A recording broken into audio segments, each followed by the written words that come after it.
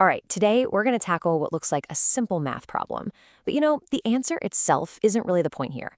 What we're really getting at is something way bigger. How just a tiny shift in how you think can totally unlock a smarter, better way to solve, well, pretty much any challenge. Okay, so here it is, our problem. And yeah, at first glance, it just looks like, a standard bit of arithmetic.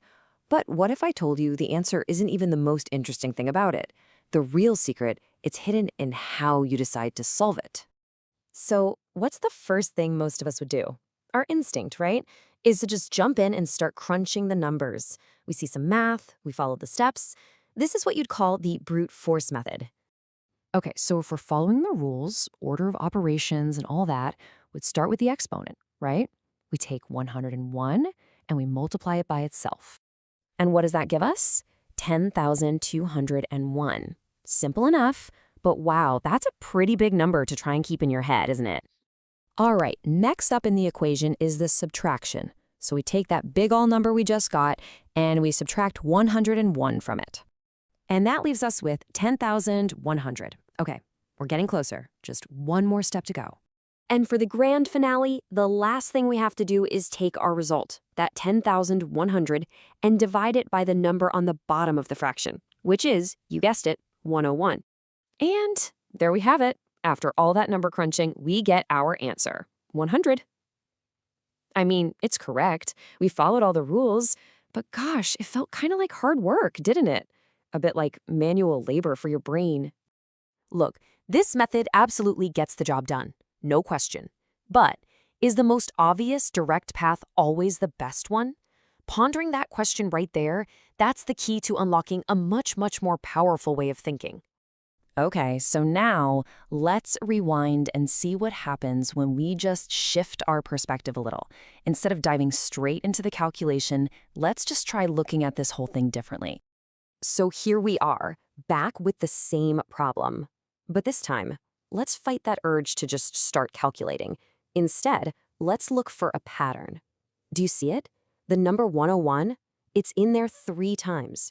That's our clue. Okay, this is where the magic really happens. A little bit of algebra gives us this amazing shortcut. Just look at the top of the fraction, the numerator. We can actually factor out that common number, 101, and that completely changes the game. It turns our problem into 101 times, well, 101 minus 1, which of course simplifies to just 101 times 100. And just like that, boom, the problem is transformed. What we have now is 101 times 100, all divided by 101. And what happens next? The 101s on the top and the bottom just cancel each other out. And what are we left with almost instantly? The answer, 100. Absolutely no heavy calculation needed. How cool is that? So what we've seen are 2 totally different paths. You've got the brute force path. That took a lot of calculation, a lot of effort. And then you have this elegant solution. All that required was a little moment of insight, just a small change in perspective. We got to the same destination, but man, what a radically different journey. And this is the part where it gets really interesting, because here's why this matters to all of us, even if you're not doing math problems for fun on a Saturday night. This isn't really about the numbers. It's actually a powerful metaphor for how we solve problems in our everyday lives. You could call this the 101 problem, and it's basically any situation where our default setting is to just take the hard way, the brute force method, all because we don't take a second to pause and look for a simpler, more elegant path. And trust me, these kinds of problems are everywhere. Think about it, trying to learn an instrument just by repeating scales over and over and over again, or, trying to win an argument just by talking louder. So often, we choose sheer effort over a little bit of insight. And really, that's the key takeaway here. Finding that elegant solution. It's not about being smarter, not at all.